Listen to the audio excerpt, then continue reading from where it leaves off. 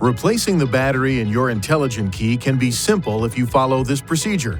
First, see the owner's manual for the recommended battery before replacing. Next, release the lock knob and remove the mechanical key from the intelligent key.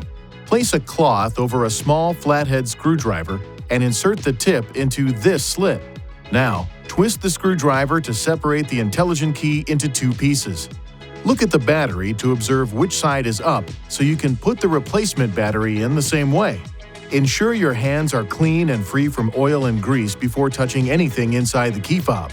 Carefully hold the new battery by the edges every time you pick it up. Remove the discharged battery while being careful not to touch the internal circuits or electrical terminals.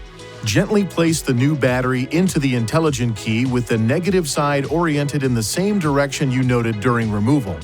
Align the tips of the two halves and then close the key fob by pushing along the edges. Lastly, operate the intelligent key to ensure it works properly. If you need assistance with replacement, it is recommended you visit an Infiniti retailer.